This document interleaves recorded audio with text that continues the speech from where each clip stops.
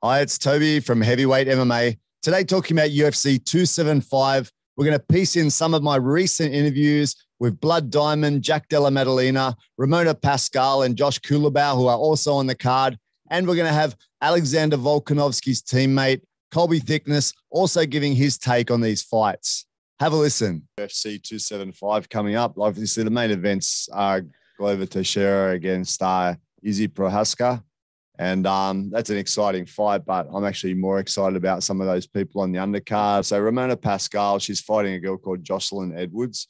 Ramona's the first Hong Kong female fighter to fight in the UFC. So she's a pretty big one. She came in on like super late notice in a fight recently, and she kind of toughed it out and that, but She was well overweight. She struggled to get in there. No time to game plan or anything. She showed her sort of grittiness and toughness and kind of a bit of a mixed game, but she got beaten by a decent opponent.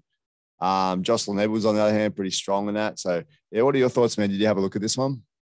And Ramona was actually training over in Vegas when we were there, and she was training at Syndicate doing work with Frank Hickman and that. And like, I've seen things of her training. She's like, yeah, it was just a tough situation. I think it was like 10 days notice or something for that first fight.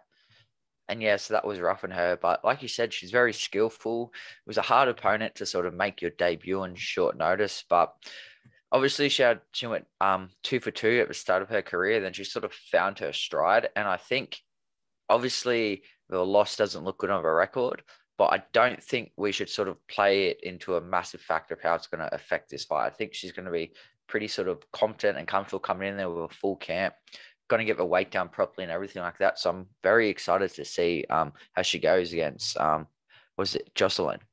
Yeah, and man, they give you no easy fights really. Like the first one she fought was a killer. Jocelyn Edwards is also a killer. They're both kind of like stone face killers, but both stand up people, which is probably what a good thing that sort of plays a bit more into Ramona's area. Because Jocelyn Edwards, the main thing is she kind of blitzes and she punches hard.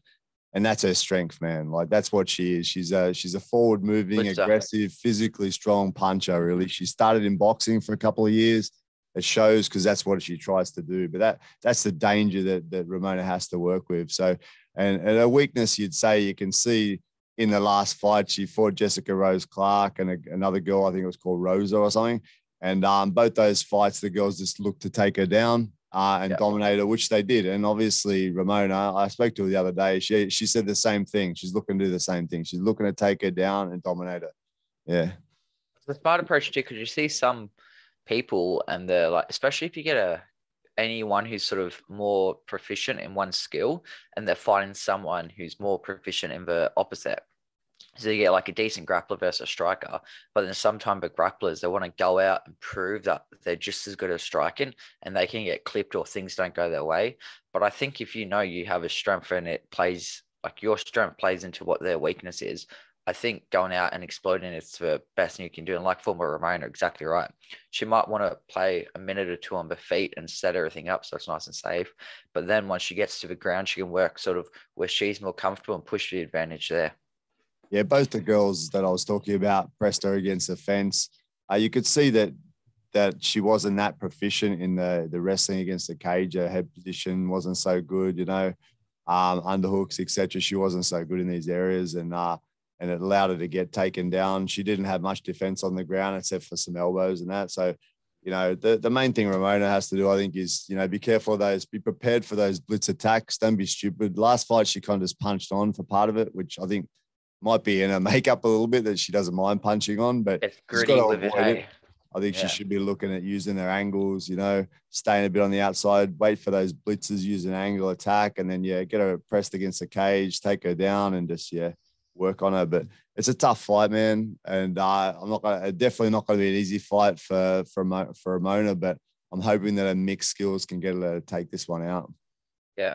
You also got to think this could be, Jocelyn's sort of last fight in UFC, been on with 2 fights kids, so she's probably going to be like pretty much do or die for her sort of thing. So you can expect her to come out sort of a little bit more intensity, start that a little bit faster. So I think Ramona's probably going to have to weather the storm early, but as soon as she can start pushing like that grappling advantage and getting her on the back foot and start with the cage control, the ground control, I think she can sort of start winning the fight back from there, because she might lose in the initial exchange when she's blitzing, she's fast and she's ready. But I think she can take over towards the end and then sort of secure like the second half of the first and the second and third round from there. That's it. So yeah, I'm picking Ramona by a points decision for basically for ground control. What are you thinking, man? That's what I'm thinking. I'm thinking it's probably going to be like probably 2-1 rounds. I think Jocelyn's going to have a good start, but then I think Ramona is going to weather it.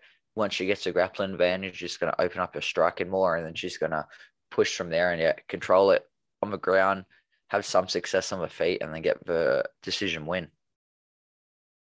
Going to be a grappling exchange, I think. Like, I'm just going to have to go in there and try to close the distance and, strike with her a little bit, feel her out. But I know that she's really strong on her feet. So we're going to try to get it to the ground when we can.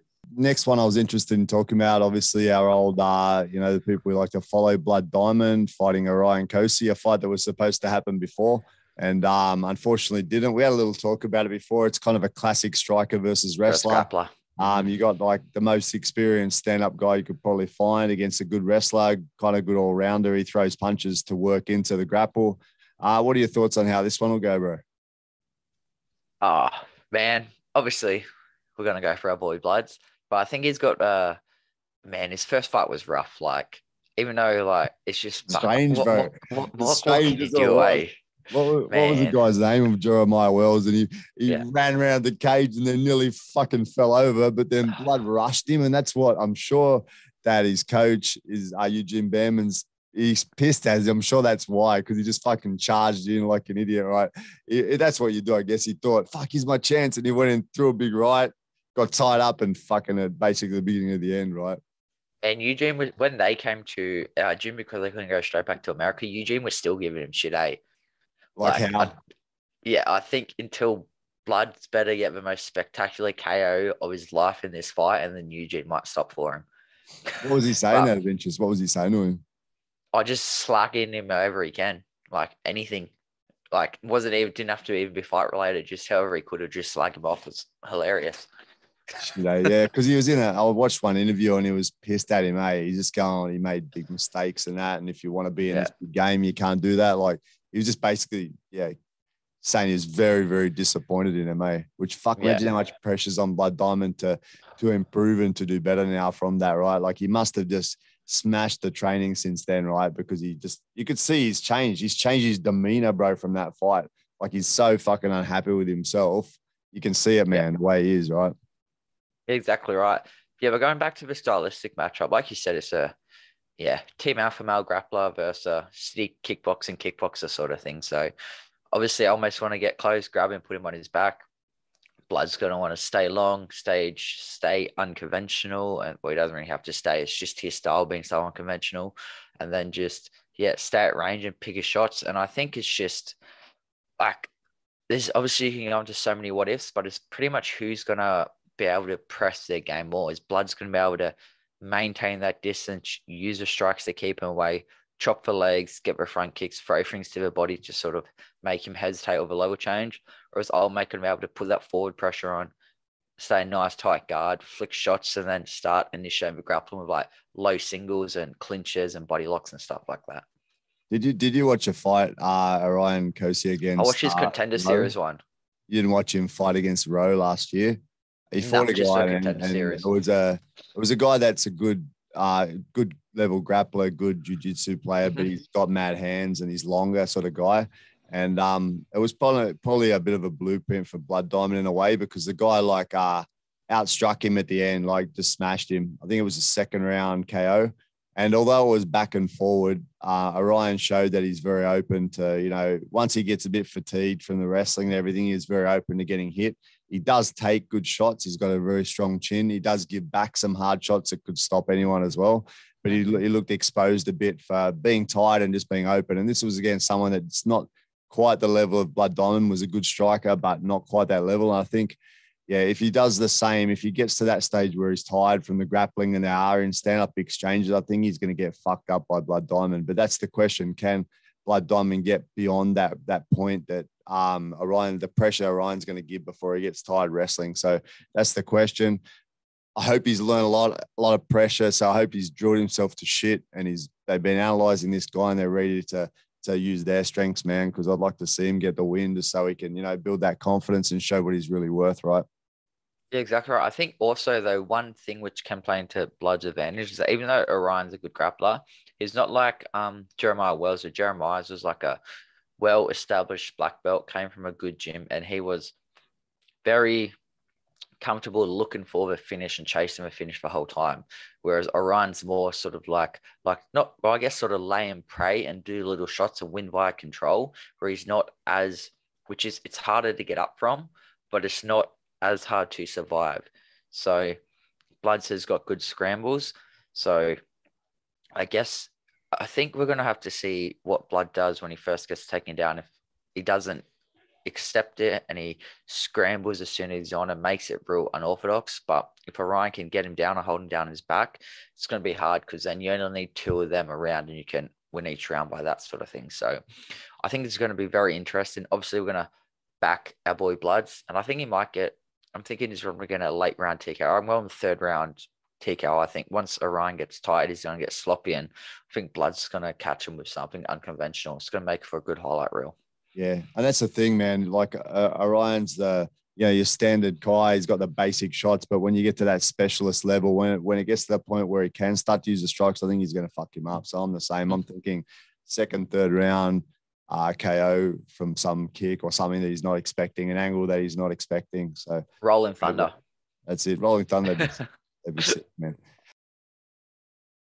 I mean, yeah, the guy has a wrestling background, but here he can throw hands as well. So I just see it as a fight. Yeah, it's just a fight to me. He's good at his skills, and also that the fact that he just came off a loss. So like anyone else who's came off a loss, like I've lost, and that drive you get to get back in and redeem yourself, that's probably gonna be the most dangerous part of it, because he really wants it. You come into the UFC and something like that, you get a loss, you really want to redeem yourself.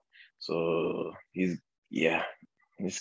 be definitely coming for redemption. Next fight, Josh Culibao, your old mate, against Seungwu Choi, one of the Koreans. He's these Koreans, man, fucking frightening. You come up against the Korean, you basically are coming up against a zombie, man. They nearly, so many Koreans I've seen just don't fucking stop, man. They must have something different about their skull structure or something, just like some other races, man. They just walk through shit. They get smashed, they just keep walking. And this guy does that, but he's also a mad striker, He's clean, He's clean. Looking good. So, another trial by fire, man. But the thing is, Josh is on a roll. He started off with a loss, then got a draw, then got a win. I told him the other day, talking to him, next we're looking for the KO, man. So he's got to try and work for a KO or some sort of finish in this fight to keep the ball and the momentum moving forward, bro. What do you think about this fight? Yeah, so I took some notes on Choi actually, and yeah, like I said, he's got a very clean 1-2. He's got a good left hook, good kicks. He's very got good leg dexterity where he chops the right low, throws it as a front, throws it as like a whippy Superman high kick. He likes the forward pressure. He likes to really sort of come in. And what I liked about him was he throws a lot in combinations. There's very rarely he just goes touch. He's always throwing punches in bunches sort of thing. He's good. Josh, on the other hand, really likes his evasive movements. Josh has got good striking. He's got good grappling. He's my boy. I think he's got very well-rounded skill set, and I think he's just going to need to slow the fight pace down a little bit, because Choi's going to come out fast and explosive, and Josh is going to need to slow him down. Choi's probably going to take the center and try and get the forward pressure, and so Josh is going to have to play off that outside, try and look for some level change, get Choi a bit hesitant on just throwing the punches in bunches, or even when he's throwing shell up, shoot underneath. But yeah, it's very interesting stylistic matchup. Yeah, man. Like you were saying, for me, you said 1-2 from Choi. I think he's more that 2-3, right? Like his strength, he throws out the jab, but it's the right cross, the left hook that he ices people with, man. Yeah. And I think that's what he has to just be working to avoid: a cross, left hook, and a high right kick. There are his strengths, man. Those three things. And for someone that is quite experienced, like you said, got a good skill set, I think he can work around that. If his game plan works around that, I think he's going to be all right. Again, the rhythm of Seungwu Choi is very like a standard rhythm. You watch him, he's the type of guy, you train with him, it'll be all nice and clean and that, because he's got that Muay Thai rhythm. You can kind of pick it. Whereas Josh, I think he seems a bit more unorthodox movement and stuff. I think that's something you can use to his advantage to just change the timing. Depth of pace. Yeah, just mess him up a little bit with that timing and look for a body lock. Like he seems to like that body lock, takedown. I think if you can somehow get close enough to Seungwu Choi, I think get the body, maybe also so before that calf kicks and that too, because that Seungwu Choi is very heavy on the lead leg, right? He is, so some calf kicks, some lead leg kicks. I think you can slow him down that little bit, and that'll pay dividends later in the fight as well. But obviously, I think he wants to try and get in tight and take him down somehow. That was what I reckon he should be doing anyway. And it seems to how he's been exposed in some more other fights as well. There's a guy called Zalal, exposed his sort of BJJ skills with a few, attempts, guillotine and triangle attempts on him. He got out of them, but it was very close, Yeah. Yeah, I think that's going to be don't get me wrong, I think Josh can strike on the feet fine with this guy, but I think at the end of the day, it's an MMA fight, so you've got to use whatever tools you have. And I think Josh will have a superior strength advantage, wrestling advantage, and sort of just by using them two, it's going to open up your striking more. So because instead of being striker versus striker on feet, Josh gets 1 or 2 takedowns. As soon as he starts faking the level changes, drawing Choi's hands down, jabbing to the body, mimicking it like it's a shot, it's really going to sort of disrupt his confidence and combo. And you might see him pull back on them combinations, because if every time he throws the combo, Josh is jammed into him trying to grapple, he's going to have to take a little bit back further and sort of more pick his shots. He doesn't fake a lot, which also could give Josh a few reads to actually time coming straight in under across that too. But yeah, man, it's going to be, like I said, it's a trial by fire, but it's going to be a sick fight. Yeah, for sure, man. The other fight that I watched was Caceres against Seungwu Choi. And near that first round, man, he was very strong, Seungwu Choi. The strikers and these explosive guys always have a first round that's fucking like thunder. Strong, right? very strong. strong. It. And then Caceres, again, his rhythm's a bit strange, right? So that kind of messed him up a little bit. He didn't seem quite as strong, but he started to come on as the later rounds came in, He gave him some different looks in that as well. And then, eventually took his back and took him out. He also threw calf kicks, and which is what I was mentioning as well. That's the fight where Caceres threw a lazy body kicks and got starched, Like he got back up, but he got belted off it, Yeah, true. He got dropped, I remember his coach was like, "Don't fuck it in the corner." He's like, "Don't throw that kick lazy again," sort of thing. Yeah. So what's your prediction for this fight, man? Man, I think Choi's going to start strong early, I should say. But I think as soon as Josh can slay the pace, sort of get the fight to his rhythm, I'm not sure how long it's going to take. It could be a bit sooner than I think, but I think it might take a couple of minutes to Josh to really sort of slow him down, and has to be wary at the start. If he can get a takedown towards the end of the first, I think that'll be good. And then after that, I think he can just constantly try to put Choi on his back, or at least get him super worried about the wrestling threat that he's going to be hesitant to throw the strikes as early. But ultimately, I think Josh is fit. So I'm guessing Josh is probably going to get the TKO. I'm going to say second round. And I think he's probably going to counter him off a combo. It's going to wear him down a bit. And then they're going to sort of get an exchange. And Josh is going to come out the better half of the exchange. Yeah, bro. Like I said, I want him to get a finish just to keep that momentum rolling. I'm going to work on in my mind, I'm thinking, like you said, dangerous first round. He has a chance. Josh has a chance of landing some unorthodox timing shot on him, because he walks into stuff as well, man. Like a Choi steps in forward very heavy. He could walk into some nicely timed shot as well. But I'm thinking gets close to a takedown late in the first, early second or third, and works for a submission. So I'm going submission to Josh just because that's his weakness, yeah. He's going to bring the fight to me. So it's not going to be a guy that's going to come to cuddle with me and trying to hold me and stall the round. So I think this fight's going to be Yeah, it's going to be a banger of a fight. He knows that one of his biggest strengths is that he knows how to use his reach and height. He's versatile. You know, he not only just punches, he can kick. He uses his elbows, he uses his knees. Yeah, so he's like on the feet. He's very, very handy, and from what I've seen, he's like he can deal with getting up once he gets taken down. So, like I said, nobody in the UFC shouldn't be in the UFC if they're not well rounded like that. So, yeah, but his biggest strengths would definitely be how he uses his strength, his range and height. So that's his. Obviously, I think that if like, look, don't get me wrong. If the takedown presents itself, I'm gonna take the takedown. I'm not gonna not be stupid and just try to bang a fight out with him, like just because of, I'm a knucklehead. I go in there with a game plan, but also like sometimes it's good to try to stick to a plan, but also it's good to just, fight. Freestyle it a bit, right? That's it. Well, that's why we do it. It's good to sometimes change the fight on the go sort of thing. So yeah. So man, one more fight I wanted to chat about today: Jack Della Maddalena against Ramazan Emeev from Dagestan. We hear the word Dagestan and everyone shits themselves and think it's Khabib 2.0. But you watch this guy, obviously his strength's wrestling, but he's no Khabib. Have you had a look at him? I have, yeah. Yeah, so he's like wrestling heavy approach, and biggest thing I got to him is that he commits to everything he throws sort of thing. Like if you think he's going to throw a shot, he's going to throw a shot sort of thing. And then he's pretty heavy. He sort of likes to march forward, and he just likes to, march forward. But even when he's blitzing and doing his combos, everything is very linear, which I don't think is a good approach for Jack, because he's got great takedown defense and like great counter boxing. And I don't think you want to rush him with your head on a straight line against someone like Jack. Yeah, it's kind of funny, this guy, man. Like he's super calm and composed. He's got so many things he doesn't do though, right? Like he just he kind of shoves a jab out like it's not really even a punch. Looks weak as piss. He throws a nice right hand. So he throws a fucking great right hand, and he does single legs and he controls. And that's his fucking whole game, right? Like even when he's grappling, he's a great grappler, but he's so wrestling heavy that he looks like he's wrestling. He doesn't look like he's doing MMA. He hardly throws shots in the wrestle, like in the clinch. He doesn't throw hardly fucking anything.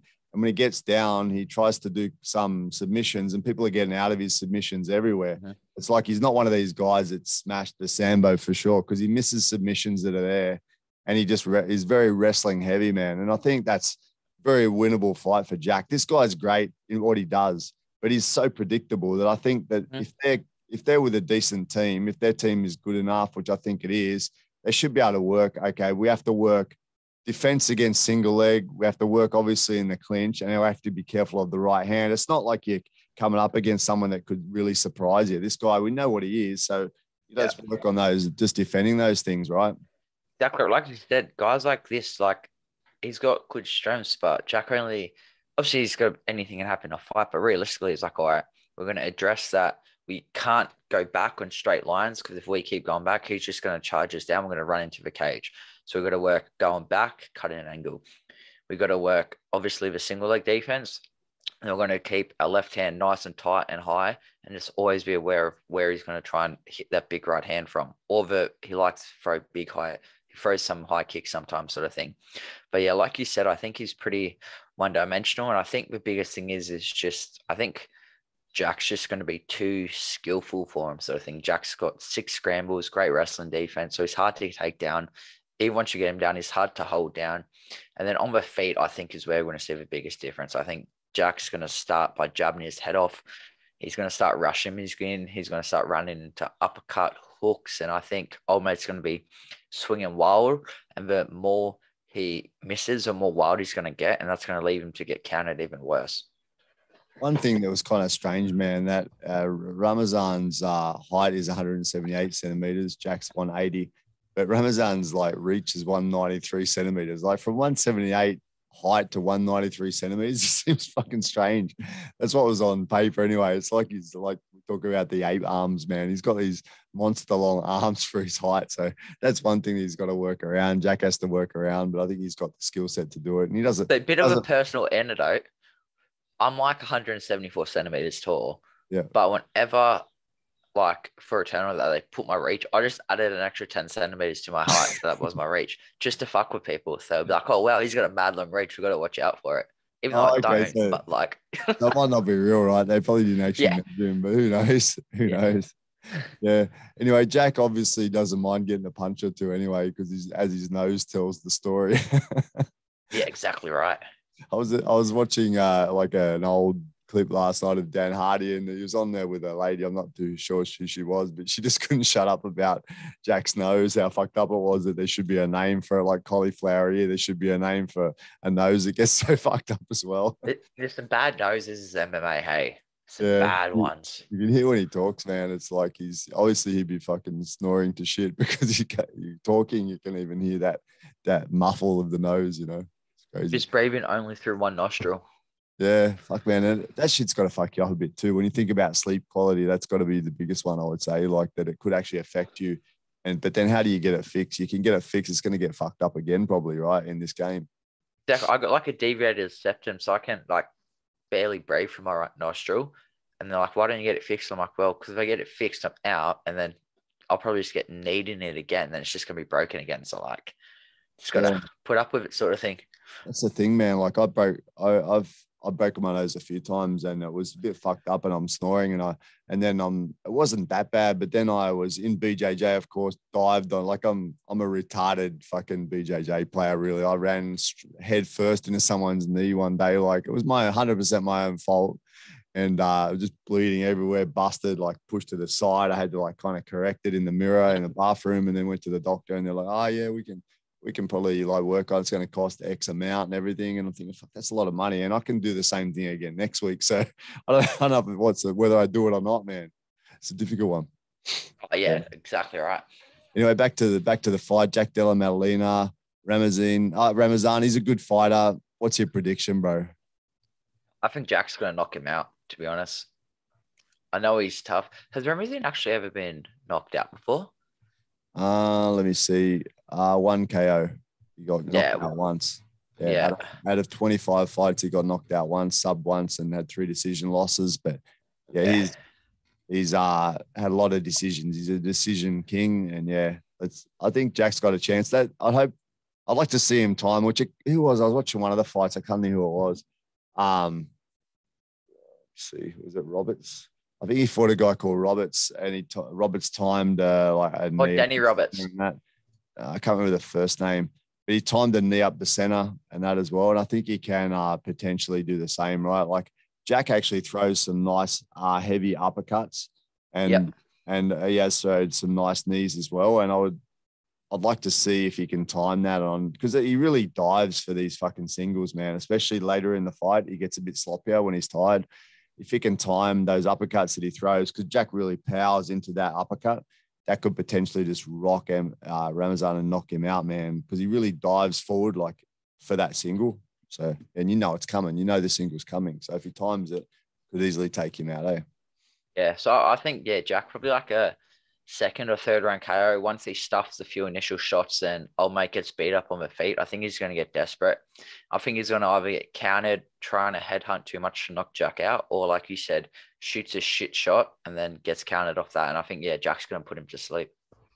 Yeah, I'm of the same thought. And I think out of these fights we're talking about, I would say I think Jack has the strongest chance to win out of these 4 fights we're talking about. I just think he can take this guy out because of his like pretty simple approach and good stylistic matchup. Yeah, it's a good stylistic matchup. That's correct.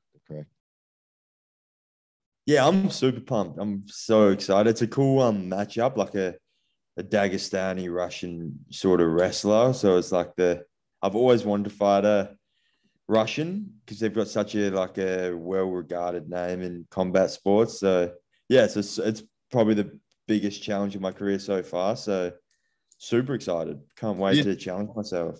So I think, the game plan is basically just high work rate, work hard, keep moving and try and damage him from the get-go. everything's on point. Feeling good, feeling strong. Training, no like massive changes to the training. We've got such a good team at Scrappy. UFC 275, Joanna Jedrzejczyk versus Zhang Weili. What are your thoughts on this one, bro? Like, who do you think will take it? What are your thoughts? My first thought is that I wish it was 5 rounds again. Like, I think that would have made realistically, we've seen these two chicks go at it for I feel like any fight where there is so much sort of like adversity on both sides and it's just such a spectacle at the end. You had that over the 5 rounds. I feel like when you run it back, it almost has to be that 5 rounds again, just to sort of live up to the hype. Because realistically, I think we might get to the stage where it's round 3 and we're all going to be sitting around being like, fuck, I wish we had 2 more rounds of that sort of thing. So that's a shame. But I think it's a terrific fight in the women's division. Weili is obviously coming off with 2 losses to Rose. However, I think that first fight was just sort of getting caught cold. The second fight, she really had a really good showing for herself. She even won split decision. So she won on one of the judges' scorecard. It was super close. And then Joanna's been a little bit inactive. She's been inactive, man. Hey, when you mentioned about those 5 rounds, that it'd be good to watch it over 5 rounds. It was actually put to them both about 5 rounds, but Joanna wanted it and Zhang Weili didn't want it. She said, it's not for a title. It doesn't see much difference other than just being a tactical difference. So, yeah, that was I saw a little interview between them just today. Actually, I was watching it. So, yeah, it's quite interesting. So, Zhang didn't want it. Joanna did.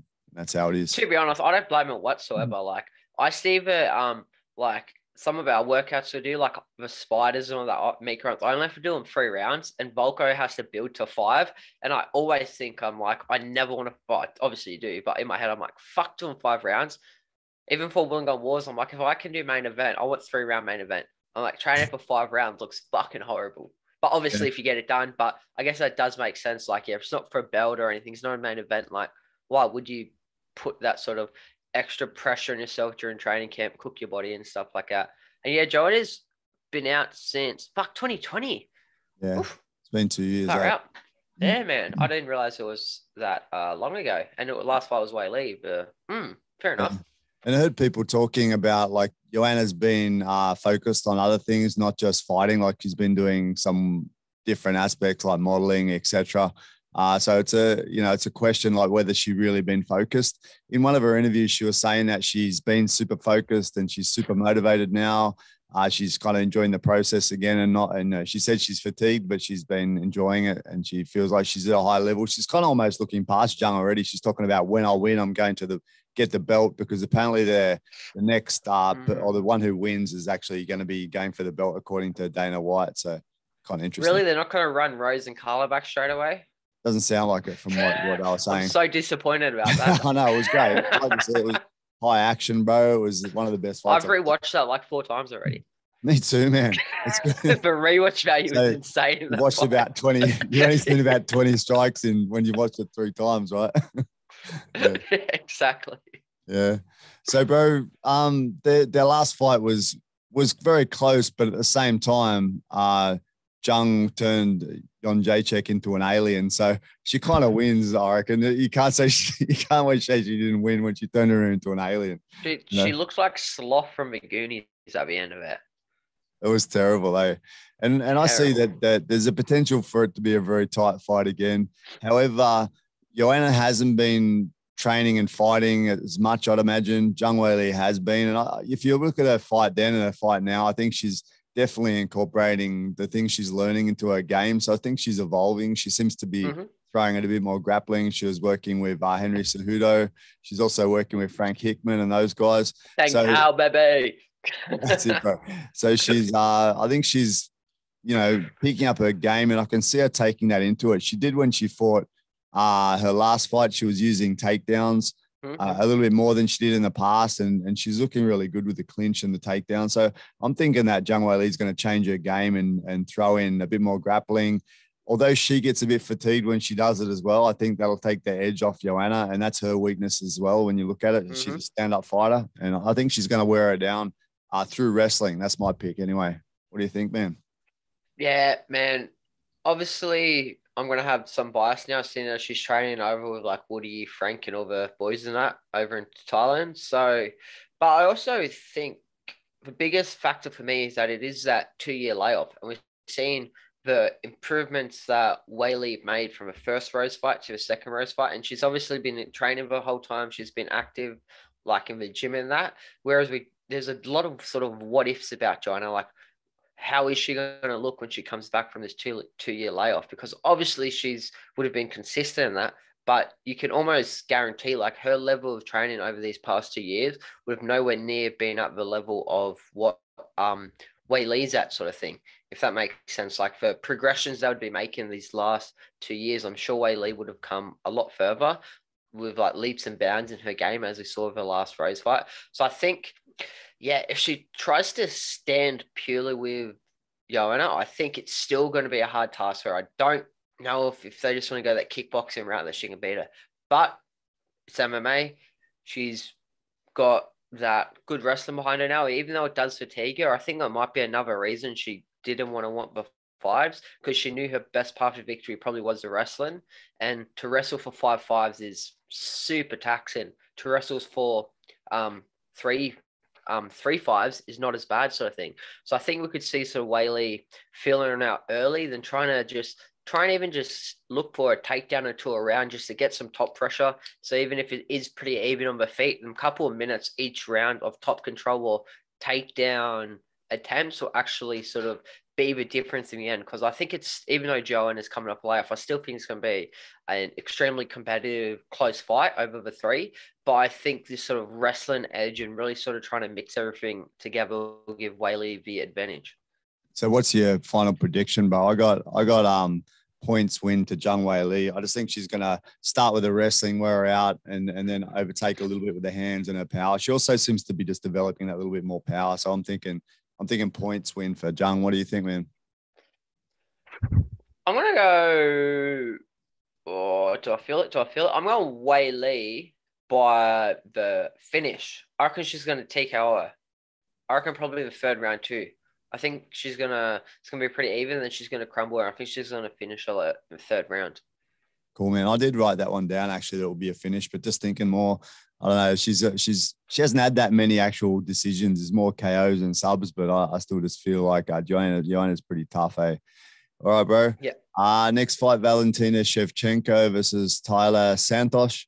Yeah, this one, man, the odds for Santos is 6.25 to 1, well underdog. And when you look at her style, she's actually dangerous, man. And I think the odds don't represent. Although I think Shevchenko is going to take it, the odds aren't great. So I reckon I would actually, if I was betting on this fight, I'd probably bet on Santos. Not for the fact that I think she's going to win, but I think the odds are very incorrect. So if she does win, you get a good one. Yeah, like it's a classic issue with anyone going up against Valentina. You're looking at pretty much she's pretty much like the female GSP in a sense, is that they might have that one hiccup, but other than that, it's going to take the correct girl in this sense, on the perfect night with a perfect game plan, and for Valentina to have an off night for them to get that W. So it's not saying, like, obviously something can happen like that where it can be that outlier. It can be that sort of Pena, Amunas, Sarah GSP sort of thing where eventually it will happen sort of thing. Who knows if it might be this fight or it might be a couple of fights down the line. But eventually it's very rare that someone like Valentina, but then again, she's that far ahead of a competition. Maybe she can just keep doing it. She can just keep anyone they put in front of her gets away. But we've seen a lot of times that good guys, they do end up sort of getting caught once of them, which is just for fight games that always happen. Or 4-ounce gloves, even without the gloves, like a shin, a foot, a submission or something like that. Bad weight cut. There's a lot that can affect it. But saying that, man, like I don't think there's anyone in the flyweight division where you can go, all right, I think that chick's going to beat Valentina. Not at this point anyway. Maybe in a few years' time where we see Valentina coming down in that decline and some more up-and-comers come through. But right now, man, like how flawless does she look like? She's technical. She's so sharp. She's fit. Like, man, it's hard to pick anyone. It's hard to pick against Valentina. I feel like I've said it before, man. I actually think she's probably the most well-rounded martial artist in MMA, like hands down, men and women. She has so much, like she's so versatile and that. Santos looks amazing though as well. Like she's also a mixed martial artist, bro. She's not just stand-up. She mixes everything in. She's not afraid to clinch with grapplers. She's not afraid to go to the ground with grapplers. But at the same time, she doesn't have the same versatility that Shevchenko has. You know, Shevchenko's got taekwondo, judo, BJJ, wrestling, your normal Muay Thai as well. Whereas Santos seems to be Muay Thai, clinching, grappling, like basics, you know, 101 sort of thing. I feel like that's where the difference will be, that Shevchenko can match her in everything and then has that little bit of an extra to take it further, you know. And she also seems probably, I would say, pretty physically strong. She powered Andrade to the ground, and that was insane. And just butchered her with elbows. Put her in the crucifix and elbowed her head in. She just seems to be very, very strong. So I think Santos still has a chance in that. If they were just having a pure kickboxing fight, she'd have probably a better chance, I think. If it was just standing on the outside and trading, she seems pretty explosive, maybe even a tiny bit of an explosive edge. But when you add in the extra skills, the versatility of Shevchenko's kicks and angles, and then you add in the grappling pedigree, I think she's just a bit ahead on the cards. I wouldn't say 6.25 is a good odds, but she should definitely be ahead of Santos on the betting cards a bit, you know?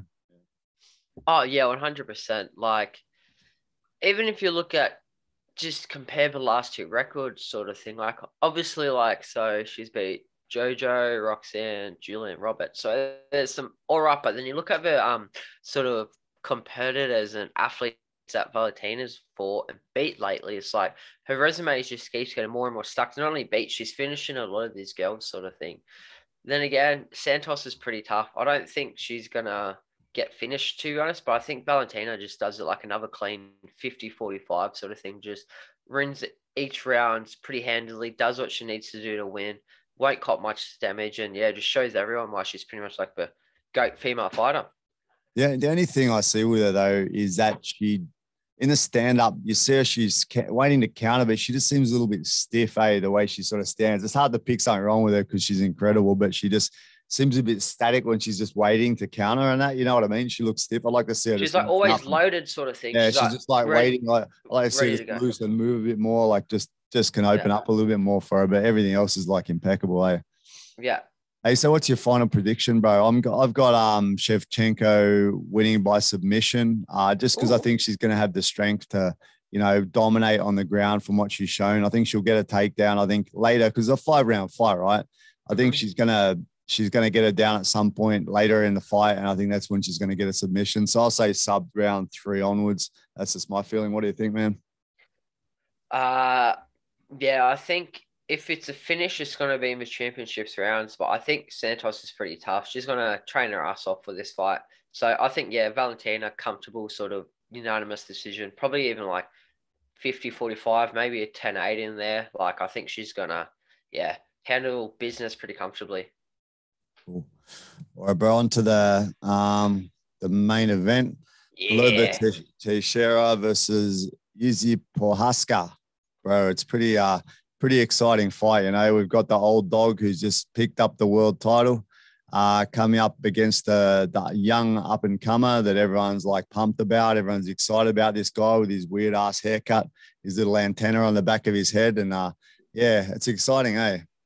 Man, it is. This is a great fight, and it's just cool to see like old man Glover's still kicking it. Like, and crazy thing is, like, the last 4 or 5 fights up into the belt, it's been like the same story. He's been like counted out, gets hurt early, then just comes through, puts it together, and gets him out of there. So stylistically, I think it's a good matchup. It's definitely Jiri's probably hardest test. He's definitely Glover will definitely be the best grappler that Jiri's fought, and vice versa. Jiri's probably going to be maybe not the best, but definitely the most unorthodox and dangerous sort of striker. Most awkward fucker he's ever faced in his life, for sure. Like, you know, there's people saying, Prochazka is a Muay Thai base. He's not a fucking Muay Thai base. I don't know what fucking base he is. He's like got that antenna. He's from another planet striking base. Chopping trees in the fucking bush with your shins is his base. Exactly. You can't even train for that properly, right? Because no one's way. going to be unco and awkward like that with your hands down and stepping off on weird angles and doing weird shit. So it's difficult, man. Like do the basics because Glover stand-up is the basics, right? Does his basics stand up to a guy that's so unorthodox? And in that, can he get through, the storm to begin with? Because he's going to face fucking Prochazka's going to start out hard and going to be fucking ready to throw down, eh? And then can he get through that and can he get the takedown? That's the whole question. Because I'm confident that he has a good chance of getting a takedown because Jiri's very aggressive moving forward. But can he get it? Can he get through and pass those hooks and that, get the takedown and then dominate? I think he's going to dominate on the ground. Just from what I've seen, I think he'll dominate if he can get it. Even Reyes took him down pretty comfortably when it was rocked too, sort of thing, just because, like you said, how Jiri just comes so hard forward. And that's what the worst thing people does against Glover is they get him hurt or they think they've got him. They rush him and he's down. And then after that, it's like a bowl constrictor. He's just on you and you won't get up from underneath him. Prochazka said that he wants to be dominant on the ground as well as everywhere else. So it's kind of interesting that he has that confidence because I don't think he can be because, Glover looks like you said, like a fucking, I don't know, he looks heavy, all right? Heavy top control and pressure. So if Prochazka ends up underneath him, I think he could be fucked like just about everyone else on the planet, yeah? But, we'll see. Can he get past him? Because, he hits hard. The sounds of Prochazka punching when he landed those hooks and that. Who was it that he fought? I can't remember the name of the guy he fought. Reyes. He fucking just, when he hit him, you could just hear that sound. It was like I was there live at the Apex and it was empty too during COVID. That's why it was so the sound. It was like when Gaethje fought Ferguson, the same sound but heavier, like do. Like you could hear how hard he hits, man, and that's the scary part for Glover. I still got the I guess you'll say crowd cam footage of the actual knockout, and you legit hear the spin and you see a thud, and you're like, fuck. Like every shot they landed was just doof. And because it was, I guess now at the Apex, because they have a lot more people, a lot more things, it's not as echoey. But I'm talking, we were like, there was the whole tough team, us, like the coach and staff, then like a couple of family members and like managers and all that. But so maybe like 15 people max. The rest was just purely staff. Massive open thing. I'm talking like they landed a jab and it was just echo and it was insane. Even the thuds from like his kicks and man, that fight was something special to watch, especially live. But like I said, Reyes did get hurt, but then he managed to take him down when it was even rock sort of thing. And obviously Jiri sort of came in a bit, not overconfidence, but rushed a bit more than he probably should have, trying to go for the kill, which laid him on his back. And I just don't think you can take some chances against Glover because he's so just, I wouldn't say basic, but he's just got such good fundamentals that all it takes is that little slip up and boom, he's underneath you. And then if it's early in a round, you're probably knocking it up and you're probably going to get finished. Yeah, true, man. And he's just loose, right? Like when you're going and you're just throwing weird shots with your hands down, he's loose. So he's vulnerable to getting hit himself. You saw Reyes hit him and hurt him, probably hurt him at least 3 times in that fight, but he kept going. And, Glover isn't a slouch as well. Like he can punch hard, he can hurt people. So all it takes is for him to land one as well. Like apart from just getting Prochazka when he's moving forward, if he lands one, he's also going to get the takedown. So I think it leans itself towards the outcome. From my perspective, I've got Glover winning by submission. Of course, it's a dangerous task. He's fighting Prochazka as a beast. He's had how many wins in a row? 12 fight winning streak with 11 stoppages, man. That's pretty phenomenal, And so if he can get past that guy's hooks and that and get in tight, take him down, I think he's going to just maul him on the ground, to be honest. And that's my pick, man, is Glover by sub. What do you think, man? I think the odd makers are doing a disservice by putting Glover as the underdog. But I guess that's just people betting on Jiri sort of thing. Man, I see this fight going 2 ways. I think because Jiri is so unorthodox, it opens a chance that the unorthodox guys can normally clip the more fundamental guys because of just because they're so used to everything being on tempo. Like the best way I could explain Jiri's style is like, you know what it's like when you spar a brand new white belt with no idea, or they've done a couple of lessons, like they catch you with weird shots, which just shouldn't work because the timing's so like unrealistic. And it's almost like Jiri just kept that same technique the whole way through. Like you can't really get reads that he doesn't have many tells. Everything is this, you know, you talk like on beat and off beat. He doesn't even have a beat. He's just going to throw when he throws and just throws caution to it. Obviously, he's calculated when he does it, but it's a lot more sort of caution to the win than the average fighter sort of approach, which makes him dangerous to anyone he fights because he's just purely so. But it also leaves a big opportunity because being so unorthodox does have things where he overcommits on strikes. He gets himself off balance. He's susceptible for them takedowns. He does tend to sort of hunt things over aggressively, comes forward a little bit too much. So I think, man, realistically, like it's a tough fight to pick. It's pretty much like everybody knows what's going to be. It's probably going to be Jiri by KO, Glover by sub, but purely off the odds and everything, I'm going to go Glover by submission. Like it's too hard. Like everybody's been counting him out. Even I, in his last couple of fights, I'm like, oh, there's no way he gets past. Who was it? It was like, yeah, Jan. Santos is going to be a tough task. Smith is going to be a tough task, but he just keeps getting through and finishing these guys. Like I probably could be proven wrong with this, but man, I'm not going to pick against him anymore. I'm thinking Glover's going to get it done. Same thing. I think Jiri's going to rush in a bit too much, get caught on that takedown, get stuck on bottom and can't get up. He's either going to get pounded out or subbed. And I think it's going to be early too. I'm going probably I'm going to go round 1. Yeah, that's pretty big call, bro. But let's see. Let's hope it goes that way.